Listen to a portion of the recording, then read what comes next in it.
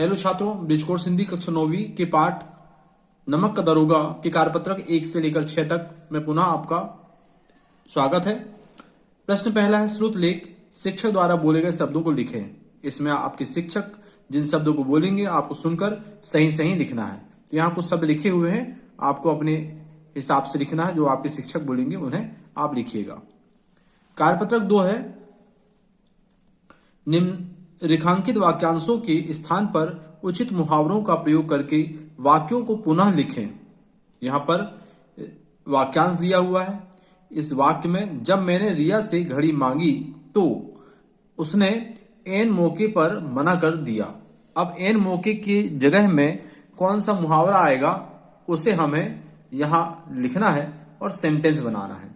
तो इन चारों विकल्पों में का विकल्प अंगूठा दिखाना, अगर मगर करना, अपने पैरों पर कुल्हाड़ी मारना, आंखों में धूल झोंकना।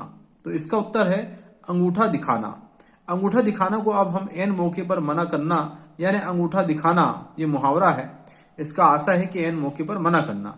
तो यहां पर हम अर्थ के स्थान पर मुहावरे का प्रयोग करेंगे और फिर से सेंटेंस को लिखेंगे, वाक्य को लिखेंगे। जब मैंने रिया से घड़ी मांगी तो उसने अंगूठा दिखा दिया, ये इसका सेंटेंस होगा। ये ऐसा वाक्य में प्रयोग किया जाएगा। दूसरा देखिए, तुम समझदार बनो, असत्य बात को बढ़ा चढ़ाकर कहना अच्छा नहीं। इसके विकल्प दिए हैं 420 होना मुहावरा, बाल की खाल निकालना, तिल का ताड़ बनाना, लकीर का फकीर होना। इन चारों मुहावरों में ग नंबर का मुहावरा सही है, जिसका अर्थ है बात को बढ़ा चढ़ाकर कहना।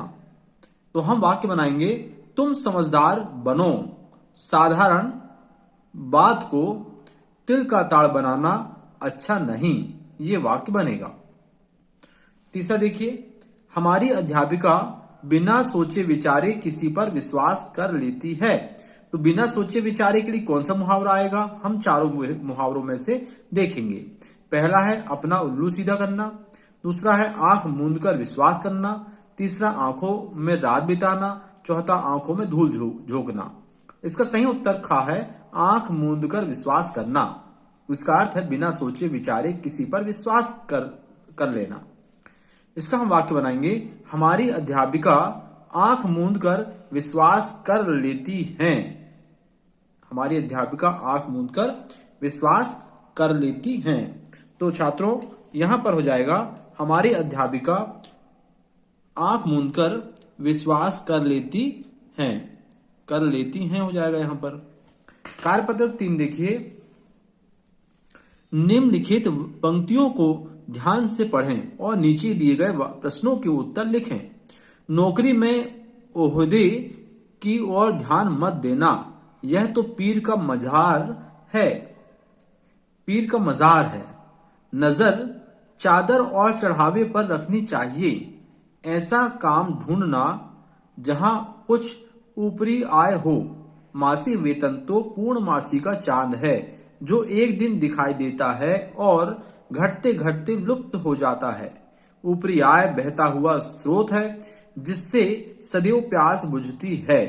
वेतन मनुष्य देता है, इसी से उसमें वृद्धि नहीं होती। ऊपरी आमदनी ईश्वर देता है, इसी से उसकी बरकत होती है। तुम स्वयं विद्वान हो, तुम्हें क्या समझाऊं। प्रश्न पहला है, मासिक वेतन को पूर्णमासी का चांद क्यों कहा गया है। इस गद्यांश को पढ़कर आपको उत्तर लिखना है। तो उत्तर आएगा आपका, जिस प्रकार पूर्णमासी का चांद धीरे धीरे घटता जाता है, उसी प्रकार मासिक वेतन भी जरूरतों को पूरा करते करते कम हो जाता है। अगला है, क्या आप एक पिता के इस वक्तव्य से सहमत हैं। तो नहीं, हम सहमत नहीं हैं। प्रश्न नंबर 3 है, ओहदा, निगाह, पीर का मजार, आमदनी, बरकत का शब्दों के अर्थ बताएं। तो ओहदा का अर्थ है पद, निगाह का अर्थ है नजर या दृष्टि, पीर का मजार का अर्थ है फकीरों की दरगाह, आमदनी का अर्थ है आय और बरकत का अर्थ है लाभ। छात्रों, कार्यपत्रक 4 है, विभिन्न चारित्रिक विशेषताओं पर वाक्य बनाएं। ये चारित्रिक विशेषताएं दिए हैं, इनका वाक्यों में प्रयोग करना है। ईमानदारी, वंशीधर अपना काम ईमानदारी से करते थे। समझदार व्यक्ति किसी से झगड़ा नहीं करता। दयालु, ईश्वर बहुत दयालु है। सहनशील, वंशीधर, यहाँ वंशीधर है, वंशीधर बहुत सहनशील व्यक्ति थे। क्रूर, कंस बहुत क्रूर था। लज्जाशील, ईमानदार व्यक्ति लज्जाशील होता है या होते हैं। गुस्सा करना बुरी बात है। कार्यपत्रक 5, दिए गए पाठ के किसी एक अनुच्छेद को पढ़कर उसमें आए पात्रों के बीच हुई बातचीत को संवाद के रूप में लिखें। संवाद का आशय है छात्रों, 2 या 2 से अधिक लोगों के बीच होने वाली बात को संवाद कहते हैं। होने वाली वार्तालाप या बात को संवाद कहा जाता है। 2 या 2 से अधिक लोगों के बीच होने वाली वार्तालाप को संवाद कहा जाता है। यहाँ 2 मित्रों के बीच में होने वाली बातचीत लिखी हुई है। जिसे अमर कहता है, अरे श्याम, तुम बहुत दिनों से दिखाई नहीं दिए, कहाँ थे तुम? श्याम, मैं अपने माता पिता के साथ डलहौजी गया था। डलहौजी किसी स्थान का नाम है। अमर कहता है फिर, डलहौजी, अरे वहां तो पहाड़ ही पहाड़ हैं। श्याम बोलता है, तुमने ठीक ही सुना है, वह पर्वतीय इलाका है।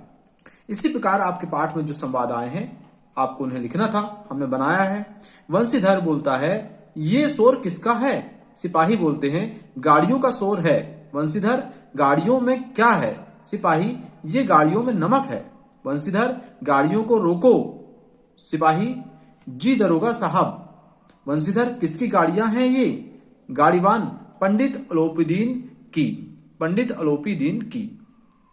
छात्रों, इसी प्रकार संवाद आप अलग से भी लिख सकते हैं। इसके बाद कार्यपत्रक 6 है, अपने पिताजी एवं माताजी की विशेषताएं लिखें। तो पिताजी की विशेषताएं, आपके जो पिताजी हैं उनकी विशेषताएं लिखना है। हम इस प्रकार विशेषताएं लिख सकते हैं। मेरे पिताजी ईमानदार एवं परिश्रमी व्यक्ति, उन्हें अनुशासित जीवन बहुत पसंद है। वे प्रातः काल उठकर प्रतिदिन सैर करने जाते हैं। वे सदा भलाई का कार्य करते हैं। यहां बहुवचन का प्रयोग होगा, भलाई का कार्य करते हैं। वे कर्म को ही पूजा मानते हैं। इसी प्रकार माताजी की विशेषताएं लिखेंगे। मेरी माता एक दयालु व पतिव्रता महिला है। माँ सदैव सत्य की राह पर चलती हैं। मेरी माँ परिश्रमी महिला है। मेरी माँ में परोपकार की भावना कूट कूट कर भरी हुई है, माने परोपकारी स्वभाव की है। और मेरी माँ एक यथार्थवादी महिला है, यानी सत्य पर विश्वास करती हैं। इस प्रकार से आप स्क्रीनशॉट ले लें इसका। इस प्रकार से आप कॉपी में लिख सकते हैं। ये पिताजी की विशेषताएं और माताजी की विशेषताएं। ठीक है छात्रों, आपने बहुत ही अच्छे ढंग से इस पाठ को समझा, इसके लिए बहुत बहुत धन्यवाद। आगे भी इसी प्रकार हमारे वीडियोस पाने के लिए आप हमारे चैनल को सब्सक्राइब करें और लाभ उठाएं। धन्यवाद।